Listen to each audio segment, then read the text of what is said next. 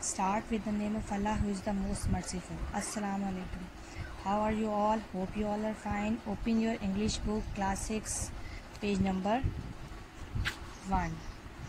Unit number 1. Today I will teach you unit number 1, the world of books. किताबों की दुनिया. You will read your chapter by yourself and I will translate the chapter for you.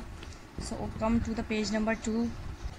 इसमें कहा गया है कि एक इंसान जो कि आदत डाल लेता है किताबें पढ़ने की बहुत ही अपनी कम उम्री से, तो ये आदत जो कि बहुत ही कीमती आदत है, उसकी ज़िंदगी के बहुत लंबे अरसे के लिए उसके लिए ज़रिया बनती है खुशी का, मालूमात का, इल्म का और इंस्पायरेशन का। ठीक है। और इसमें आगे बता रहे हैं, रस्किन ने कहा था कि बुक्स को कि वो किंग्स ट्रयर रस्किन ने कहा है बुक्स को कि बुक्स जो हैं वो किंग्स ट्रयर हैं, मीन्स के एक बादशाह का ख़जाना है। ये वो ख़जाना नहीं है कि जैसे हम लोग गोल्ड, सिल्वर और ज्वेलरी वगैरह और कीमती पत्थरों की ज़रूरत में रहते, बल्कि ये ख़जाना वो है जो कि बहुत प्राइसलेस है, जिसकी कोई कीमत ही नहीं है।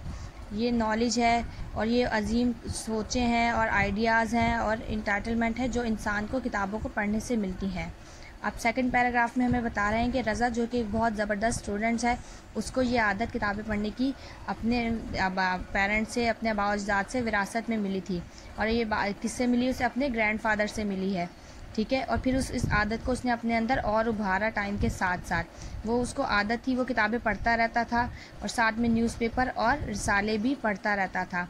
एक दिन उसने सोचा कि क्यों ना वो किसी बड़ी और मशहूर लाइब्रेरी की मेंबरशिप हासिल करे। तो वो अपने अंकल के पास गया जिनका नाम एहसन था और उसने अंकल से मज़ीद मालूमात लेना चाही। तो मिस्टर एहसन जो उनके अंकल थे, वो ख़ुद जो किताबें पढ़ने के बहुत शौकीन थे, उन्होंने उसको बताया कि लाइब्रेरी जाओ और वहाँ से एप्लीकेशन फ़ॉर्म लो, उसको फ़िल करो और फिर उसको लाइब्रेरी में सबमिट करवा दो और मेंबरशिप फ़ीस के साथ, जो भी वो उसके एप्लीकेशन में बताएंगे। और फिर इस एप्लीकेशन को प्रोसेस किया जाएगा और उसके बाद तुम्हें लाइब्रेरी कार्ड इशू कर दिया जाएगा। जो कि लाइब्रेरी कार्ड इशू किया जाएगा तो उससे फिर ये आप हो सकेगा कि आप उससे बुक्स अपनी लाइब्रेरी से बोरो कर सकते हो। ये जो कार्ड होता है, ये जब आपके पास आ जाता है तो फिर आप इजीली लाइब्रेरी से बुक्स बोरो भी कर सकते हो और उसी कार्ड को दिखा के बुक्स रिटर्न भी होती हैं। और इस कार्ड्स पे तमाम रूल्स जो होते हैं लाइब्रेरी के बारे में सब कुछ मेंशन किए हुए होते हैं। रज़ा ने अपने अंकल से कुछ और सवालात पूछे और यहाँ पे नीचे वो अंकल की और रज़ा की बातचीत है वो बताई जा रही है। तो पहले रज़ा ने अंकल से पूछा कि बुक्स लाइब्रेरी में कैसे अरेंज की जाती हैं। तो अंकल ने उसे बताया कि बेटा, लाइब्रेरी में जो बुक्स जो है ना वो अरेंज की जाती हैं सब्जेक्ट के हिसाब से। अब जैसे एक शेल्फ़ में एक इंग्लिश की बुक है तो वहाँ पे इंग्लिश की ही डिफरेंट बुक्स होंगी, डिफरेंट ऑथर्स होंगे और उनकी डिफरेंट, हर किसी की अपनी सोच होती है। डिफरेंट ऑथर्स ने डिफरेंट तरह से बुक्स लिखी हुई हैं, तो डिफरेंट ऑथर्स की बुक्स हैं, मीन्स एक शेल्फ़ में एक ही सब्जेक्ट की बुक होगी लेकिन डिफरेंट ऑथर्स के साथ होगी। फिर नेक्स्ट क्वेश्चन रज़ा ने पूछा अंकल से, how can we find a book in of our choice in library. Means अगर हम लाइब्रेरी में जाएंगे तो हमें तो बुक मिल गई, अब हमें पता है इस शेल्फ में इंग्लिश की बुक है, लेकिन हमें अपनी चॉइस की बुक कैसे ढूंढनी है लाइब्रेरी में से। तो अंकल एहसन ने जवाब दिया कि अगर हमें बुक ढूंढनी होती है लाइब्रेरी में तो हमें कार्ड कैटलॉग की मदद से ढूंढनी पड़ती है। कार्ड कैटलॉग क्या होती है? एक लिस्ट टाइप नुमा चीज़ होती है जिसमें डिटेल्स दी हुई होती हैं। कार्ड कैटलॉग ये 3 टाइप की होती हैं। कार्ड कैटलॉग एक होती है कार्ड कैटलॉग जिसमें ऑथर का कार्ड होता है, ऑथर से रिलेटेड इन्फॉर्मेशन होती है। एक टाइटल कार्ड होता है, बुक्स के टाइटल के अकॉर्डिंग इन्फॉर्मेशन होती है। और एक सब्जेक्ट कार्ड कि कौन से सब्जेक्ट की है उसके अकॉर्डिंग इन्फॉर्मेशन है। और ये तमाम कार्ड्स एक छोटे छोटे दराजों में डाले गए होते हैं। ठीक है। अब आ जाएं पेज नंबर 3 पे। Now come towards page number 3, paragraph number 1। इसमें बताने कि रज़ा ने बेसब्री से जब कार्ड कैटलॉग का सुना तो उसने पूछा, अंकल ये क्या होती है और हम इसे कैसे इस्तेमाल कर सकते हैं। तो अंकल एहसन ने उनसे जवाब दिया। अंकल ने देखा उसकी बेचैनी को और उसकी जो अंकल खुश हुए कि कितना खुश है और कितना इंटरेस्ट ले रहा है इन चीज़ों में। तो अंकल ने उसे बताया कि जो कार्ड कैटलॉग है ये एक रिवायती तरीका है किताबों को ढूंढने का, उनके ऑथर के नाम से, उनके टाइटल से और उनके सब्जेक्ट से। और अंकल ने बताया कि एंट्रीज जो है वो प्रिंट की गई होती हैं उसमें कार्ड कैटलॉग में अल्फ़ाबेटिक मैनर से, जो कि अंकल ने बताया कि एंट्रीज जो हैं वो कार्ड अंकल ने बताया कि एंट्रीज जो हैं वो कार्ड कैटलॉग में प्रिंट की गई होती हैं, जो कि बता रही होती हैं कि कार्ड में किस तरह हमने बुक को तलाश करना है। और इसमें वही बताया गया कि कार्ड 3 तरह के होते हैं, जिसमें एक में कार्ड कैटलॉग 3 तरह की होती है। इसमें से एक में ऑथर के बारे में इंफॉर्मेशन होती है, एक लाइब्रेरी के, और दूसरे में होती है कि टाइटल ऑफ बुक के बारे में, और एक में सब्जेक्ट के बारे में होती है इंफॉर्मेशन। अब नेक्स्ट क्वेश्चन में पूछा है रज़ा ने अंकल से कि अंकल कॉल नंबर क्या होता है और ये किस तरह हेल्पफुल होता है हमारे लिए। तो अंकल ने बताया कि कॉल नंबर जो होता है वो कंसिस्ट करता है होता है 2 लाइन्स पे मुश्तमिल होता है। जो टॉप लाइन होती है वो बताती है सब्जेक्ट ऑफ द बुक, और जो बॉटम लाइन बताती है first few letters of the author's name. शुरू के चंद वर्ड्स वो जो अल्फ़ाबेट्स होते हैं ऑथर के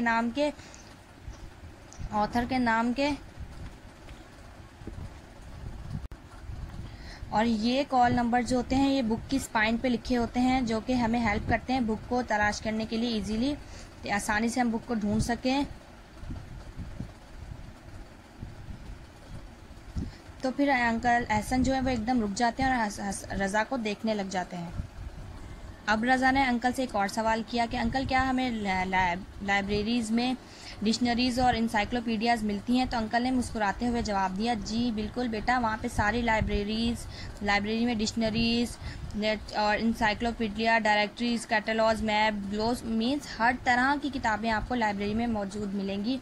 किसी भी चीज़ से रिलेटेड दुनिया में आपको इन्फॉर्मेशन चाहिए तो लाइब्रेरी में हर किताब आपको मिलेगी। अब रज़ा ने यहाँ पे एक और सवाल किया कि अंकल जो हम बुक बोरो करेंगे लाइब्रेरी से उसको हम कब तक अपने पास रख सकते हैं। अंकल ने उसे बताया कि बेटा आप उसे 2 हफ्ते के लिए भी रख सकते हो और महीने के लिए भी रख सकते हो, वो डिपेंड करता है कि लाइब्रेरी के रूल्स क्या कहते हैं। लाइब्रेरी वाले उनके रज़ा ने अंकल से सवाल पूछा कि अंकल ये जो बुक्स हैं हम पढ़ रहे हैं तो हमें कैसे पता चलेगा कि इनमें क्या क्या चीज़ें हैं, क्या पढ़ रहे हैं हम। तो अंकल ने उसे जवाब दिया रज़ा को कि ये बुक्स के टेक्सचुअल एड्स होते हैं, ब्लर्ब्स होते हैं और टेबल ऑफ कंटेंट्स होते हैं कि जो बुक के बारे में हमें बताते हैं। तो अब ये जो चीज़ें क्या होती हैं, तो ये रज़ा ने अंकल से पूछा कि अंकल ये सब चीज़ें क्या हैं जो आप मुझे बता रहे हैं। तो अंकल ने बताया कि जो टेक्सचुअल एड होते हैं उसमें टाइटल पेज आता है, पब्लिशिंग डिटेल्स आती हैं और ऑथर का नाम आता है। ब्लर्ब्स जो होते हैं वो नोट्स होते हैं जो गिवन होते हैं बुक्स के एंड पे, और वो हमें बताते हैं बुक के बारे में एक ब्रीफ डिस्कशन। अब रज़ा ने अंकल से पूछा कि अंकल क्या मैं लाइब्रेरी की मेंबरशिप हासिल कर सकता हूँ। तो अंकल ने खुशी से जवाब दिया, बिल्कुल बेटा आप हासिल कर सकते हो लाइब्रेरी की मेंबरशिप, लेकिन आपको बुक्स की हिफाजत करनी होगी। जैसे कि आप अगर लाइब्रेरी से बुक लेते हो तो जिस कंडीशन में आप लोगे उसी कंडीशन में आपको वो बुक वापस भी करनी होगी। बेसिकली ये चैप्टर बेसिकली हमें लाइब्रेरी की रूल्स के मुताबिक हमें रूल्स और रेगुलेशन के हवाले से बताया गया है इस चैप्टर में, जिनको हमें फॉलो करना चाहिए और बुक रीडिंग की आदत जो हमें डालनी चाहिए, जो हमें बहुत ही फ़ायदेमंद होगी हमारी ज़िंदगी में।